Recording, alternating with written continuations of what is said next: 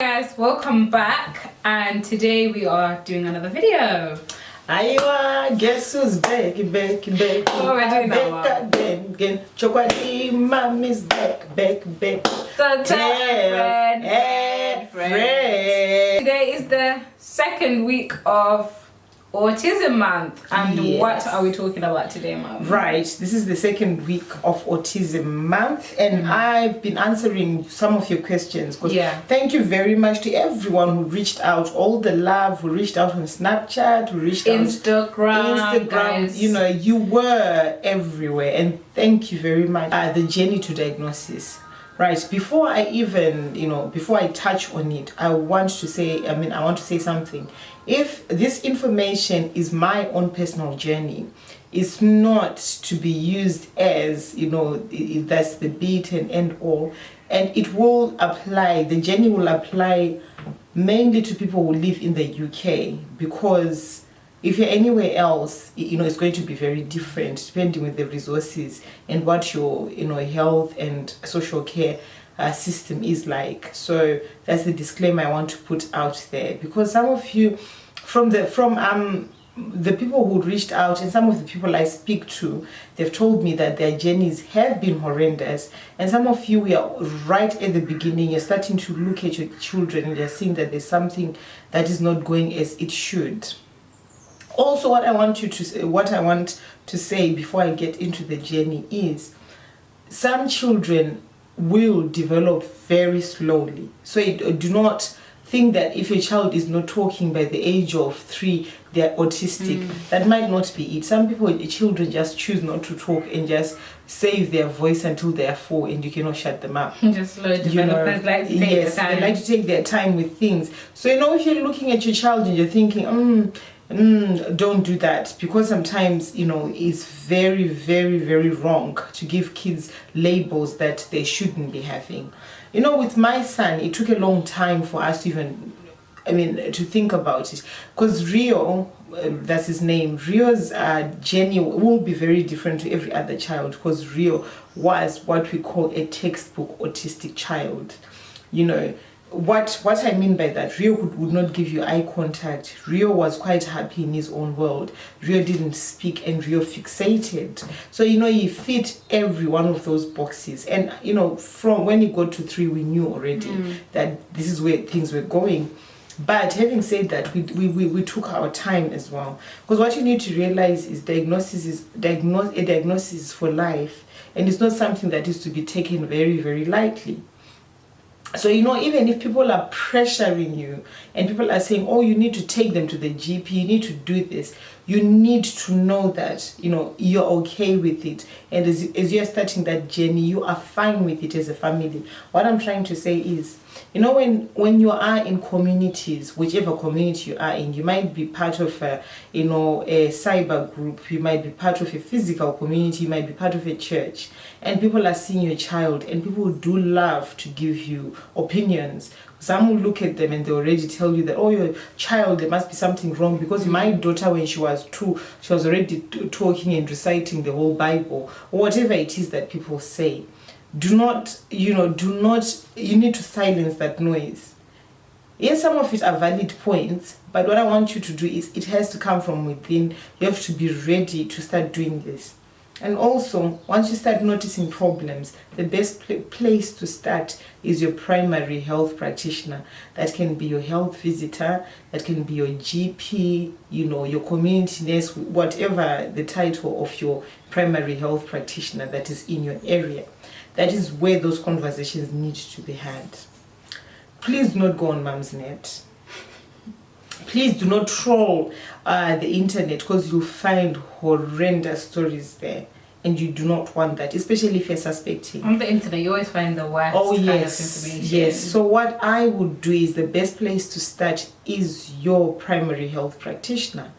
Go discuss your concerns, and they will be very good about it. Some of them, they probably would have already, noticed it. Maybe when you take your son in, they might have actually started noticing these things, but are waiting for you to start the conversation. In some cases, they will start the conversations themselves. Like with my son, that my son's teacher, foundation teacher,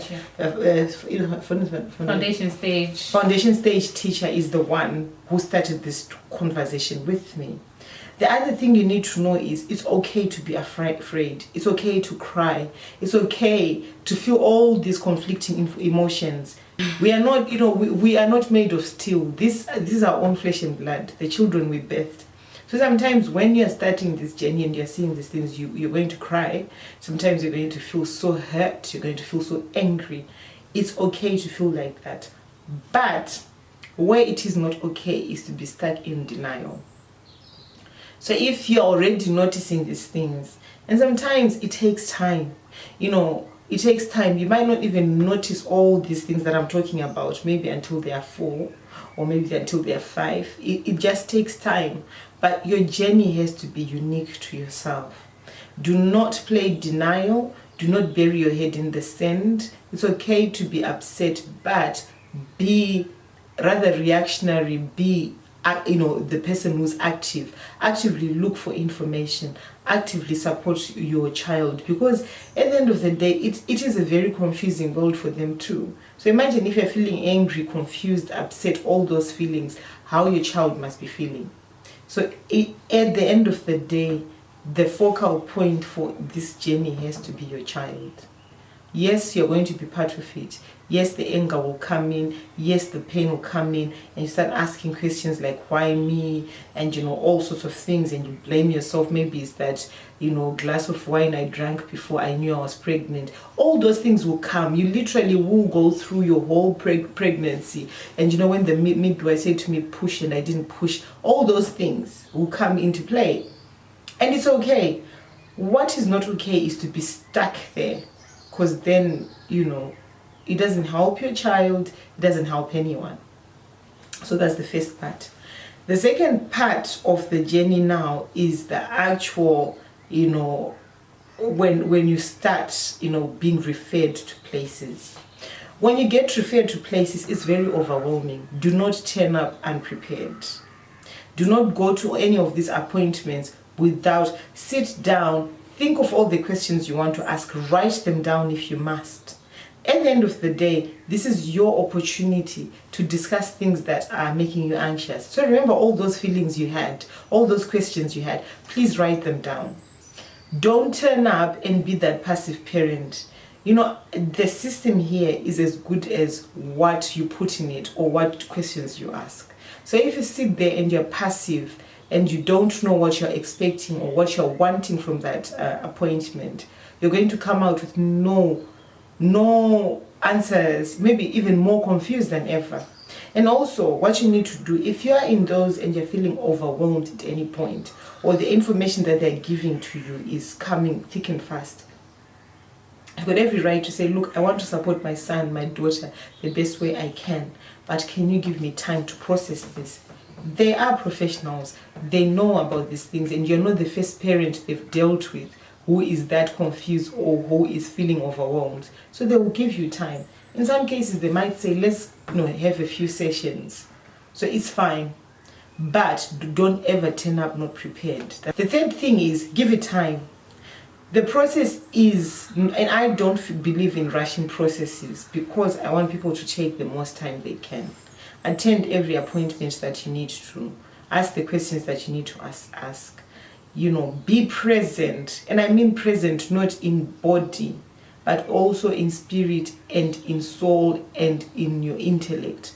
Don't just be the parent who turns up and just sits there and doesn't ask questions, doesn't ask anything, is not part of the process, right? Because if you don't do that, what then tends to happen is autism is very subjective, particularly here. My son wasn't tested like with machines or whatever it is. There were people who were having dialogues with us. We're turning up into offices and they were looking at him as he was doing things.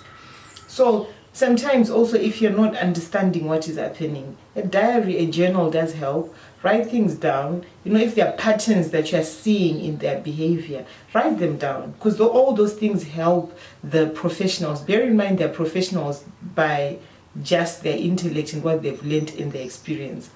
but you are number one, the best person to be explaining these things. And bear in mind, you're also advocating for your child. Like I've said earlier on, this is a diagnosis for life. So if you are not present there and they're not letting them railroad your child, or not do as much as they should because you are not advocating, can you imagine if your child is 18 and you look back and you just turned up for these appointments and didn't do anything? Can you imagine how guilty you'd feel? So be present, be very active, be an active participant. Yeah. And then it comes the time when the actual diagnosis comes. The diagnosis itself comes after you do a lot of things. I mean, we went to be a community pediatricians, we went to speech and language therapists, he had bloods taken for Fragile X. They did all sorts of things. They went to speech and language therapy. We took him to the for hearing tests, because they want to rule out a lot of things. They want to ensure that they wanted to ensure that he can actually hear, he can actually see, because sometimes if people are deaf, it could be a problem that their understanding and their cognition is being affected by the inability to hear. So they don't take this they take this diagnosing very seriously. So many professionals are involved. That's why I was saying it's very important. If you're feeling overwhelmed, you've been to the pediatrician yesterday, or the speech and language therapist today, you're going to the community psychologist tomorrow, to tell them that it's too much this week. We've been here, there, and the other. When all that is done, they'll give your child a plan. That plan is a very important plan. What is in there are things that, like I've said, you have to be participant, are things that you've discussed. So if you're raising your child as part of a system. So it's what I'm saying, if you're a family where there are siblings involved, older, younger, there's a dad involved, there are grannies involved, ensure that you tell them, feedback to them what is happening, feedback to them what has been said by the professionals. If they've got any things that you might have missed, because some in the UK, many people work very different in various shifts, and we are dependent on informal or formal support networks. Like some children go to daycare.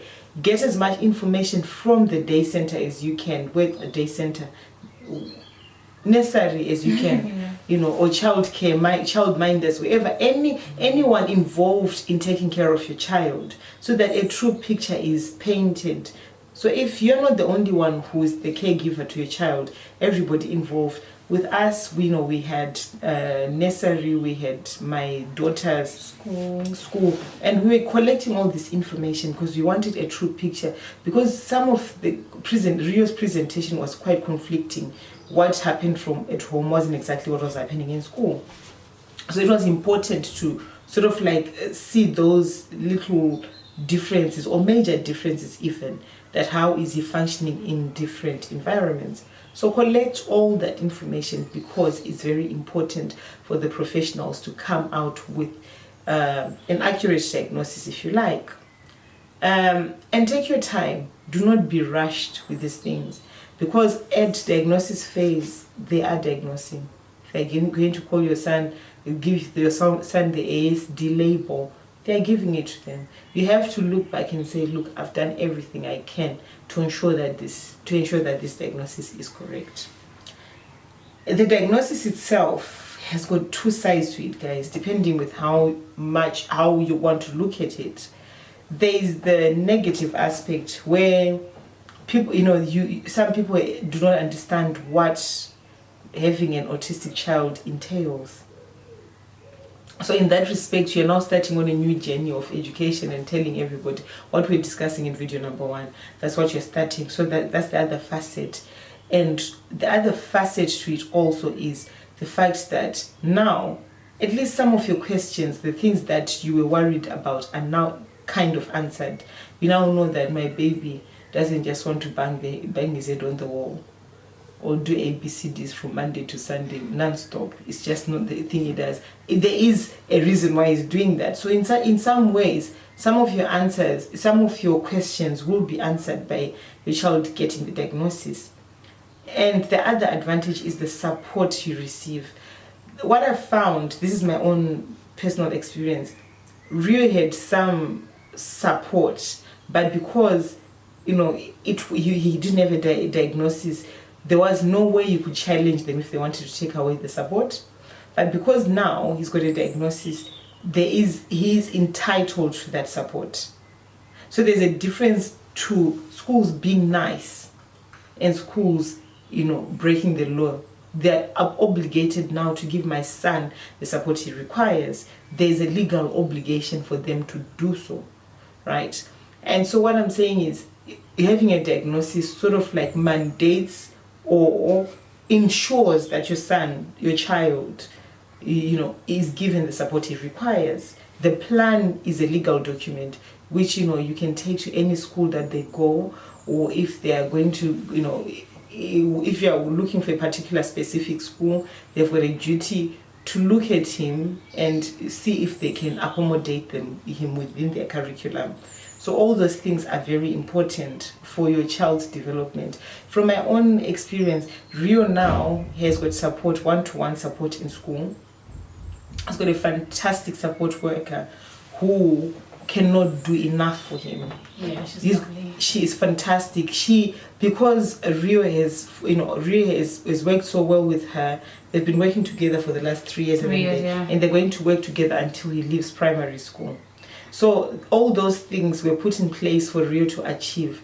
Right now, he is never anxious about going to school. In fact, he actually looks forward to going to school. Yeah. And when he is more chatty than ever, he can tell you what he's been doing in excelling. school. He's excelling. Every other thing every other child does. Yes. And he's made sure that he's very much so included in everything that everyone does. So the plan here in the UK, they have the plan, and it's a plan for 25 years, up until they get 25. And with the plan, it's reviewed every year. It's accurate to your child's perception, what you perceive of them. So you need to look at it carefully once it's drafted. And if there are things that you don't agree with, you get them taken out. If there are things that have been left, you ask for them to be added in. Once they have that plan, make sure you keep it safe, because it's very important. In many other institutes in the UK, they ask for the plan. They request you to bring it to them. So make sure that it's accurate. All the amendments that need to be done have been done, and also that you are constantly asking for reviews yearly for the review to be done. The journey is daunting as it is, guys, because it's an emotional journey. What I can say to you, that there's light at the end of the tunnel. You will be fine. Do you think that your child has got the support they require? If not, why is it? Comment down below, and we'll keep this conversation open. And like, comment, and subscribe. And the notification button, guys, is very important. Yeah.